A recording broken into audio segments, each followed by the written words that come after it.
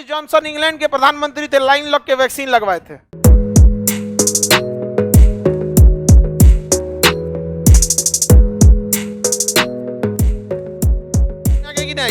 तो ओम्बड्समैन का पद कहां से आया? स्वीडन से। और स्वीडन नहीं है तो स्कैंडिनेवियाई देश आता है। ओम्बड्समैन को हिंदी में लोकपाल कहा जाता है। याद कीजिए, अन्ना हजारे का टोटल आंदोलन ही था लोकपाल पे। अब आप बताइए, आप देखिए, मान के चलिए हमारे यहाँ पुलिस छापा मार दी, या कल को कोई हमको लेके चला गया, सीबीआई आ गई, या फिर कोई डिपार्टमेंट आ गया, एनआईए लेके चल गई, कुछ लेके चल गई, वो सही कर रही है या गलती कौन पता करेगा? ये भी तो बात है कि नहीं। हमारा पुलिस उठा के लेके चल गई, पता चला हमारे साथ झूठनो कह दी कि परमाणु बम रखे थे, नहीं समझ में आ गया। कोनो घैली लेके चल गई हमारे साथ, कह दी कि खान सर परमाणु बम बना रहे थे हाइड्रोजन बम। तो आखिर उसके ऊपर कोई नजर रख सकता है कि नहीं?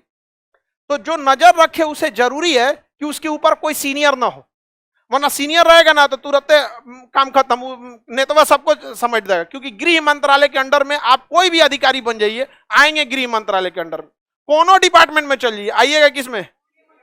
तो गृह मंत्रालय के अंडर में ही सारे अधिकारी होते हैं, बाकी कर्मचारी अपने अपने डिपार्टमेंट में, स्वास्थ्य विभाग में जाओ, लेकिन जितने बड़े बड़े अधिकारी गृह मंत्री।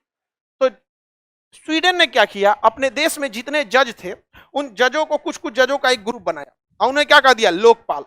अब इन लोकपाल को ऐसा पावर दिया कि किसी की जांच कर सकते हैं, और जज का पावर ऐसा है कि किसी को नहीं सुनता है।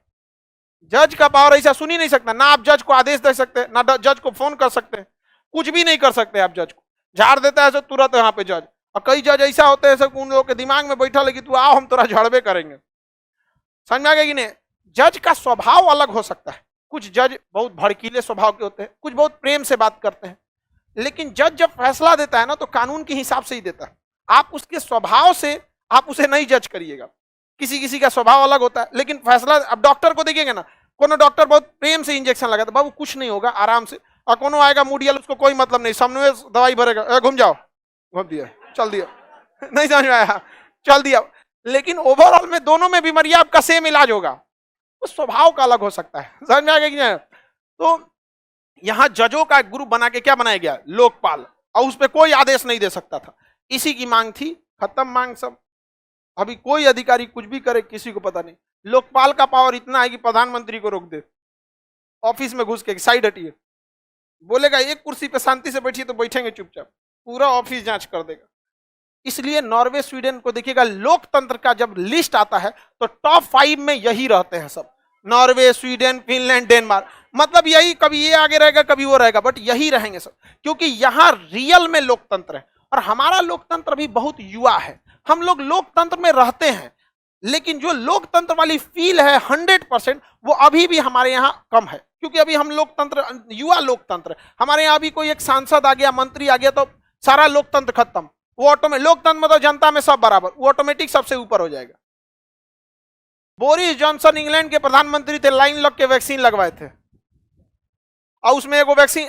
ब्रिटेन की शुरुआत में हालत बहुत खराब थी कोरोना में, जब कोरोना का शुरुआती स्टेज था तो ब्रिटेन और इटली सबसे ज्यादा प्रभावित थे। और हम लोग के समय, उस समय केस नहीं आ रहा था तो हम लोग मजाक समझे थे, दूध चुचुराई है वो है।